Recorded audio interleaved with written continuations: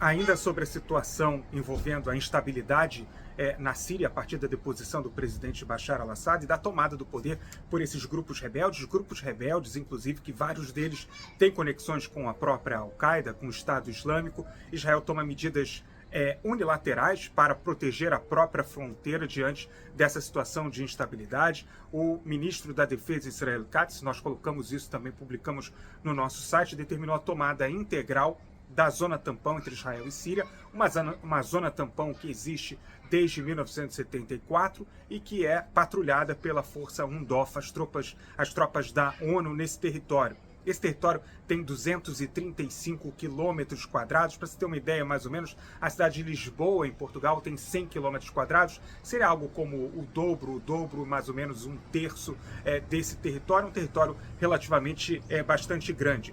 A informação nesse momento é de que há uma grande instabilidade na Síria, para além, é claro, do próprio sistema político. Mas pessoas armadas dão as ordens no país e, basicamente, qualquer pessoa armada tenta impor a sua própria vontade. Esse é o cenário no momento. Uma das pessoas com as quais nós conversamos por aqui usou dois exemplos para ilustrar como Israel vê a situação nesse momento. Há dois vizinhos israelenses relativamente estáveis do ponto de vista político. O Egito, desde 2014, depois do golpe levado adiante pelo atual presidente, que é presidente desde 2014, Abdel Fattah al-Sisi, é um país relativamente estável, uma ditadura militar, mas estável do ponto de vista das instituições. E a Jordânia, que aí sim é o país mais estável no longo prazo, uma monarquia. E essa pessoa me disse o seguinte, que não acredita que a Síria vai se transformar nem no Egito, nem na Jordânia. Mas, e esse é um exemplo muito ruim para Israel, mas no Afeganistão. Aliás, não por acaso, o próprio regime talibã do Afeganistão foi o primeiro país, inclusive, a parabenizar os rebeldes sírios pela deposição do presidente Bashar al-Assad.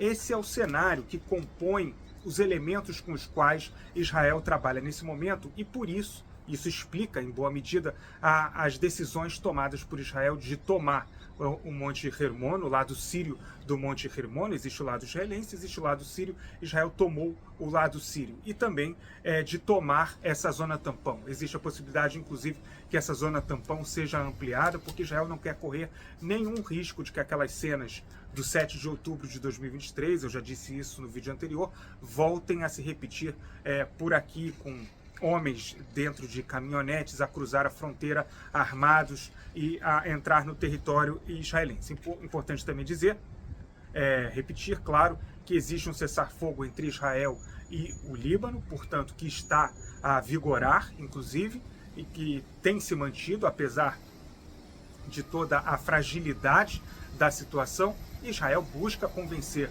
os cerca de 60 mil deslocados israelenses a retornarem para suas casas e retomarem a sua vida cotidiana no norte de Israel. É claro que é preciso reconstruir cidades como Metula, por exemplo, cidade mais ao extremo norte de Israel, faz fronteira com o Líbano, teve 60% de todas as suas construções danificadas, as suas casas, mas Israel procura retomar de alguma maneira a normalidade. Esse, aliás, foi um dos objetivos pelos quais Israel invadiu o território libanês depois que o Hezbollah passou a disparar em 8 de outubro como solidariedade ao Hamas. Esse é um dos motivos pelos quais Israel lançou uma ofensiva contra o Hezbollah para tentar criar condições capazes de permitir o retorno da população israelense. Então, nesse momento também, um cenário de profunda instabilidade na Síria e de ameaça ao território israelense vai na contramão daquilo que Israel pretende obter, que é algum tipo de estabilidade no norte para que as pessoas possam retornar. Uma informação importante também, o jogo político aqui no Oriente Médio também está se modificando e todos os atores regionais lidam com a realidade de deposição de Bashar al-Assad. Uma informação da Reuters, um alto funcionário do Irã, diz que o país estabeleceu um canal de comunicação direta com alguns dos grupos sírios que tomaram o poder e estão prontos, segundo os iranianos, para contatos também com a nova liderança, de forma a impedir hostilidade entre os países, entre Síria e Irã, estabilizar as relações entre os países e evitar a expansão das tensões na região. Ou seja, o Irã tenta também retomar esse processo de aproximação com a Síria, mesmo na ausência do seu aliado histórico, o presidente Bashar al-Assad.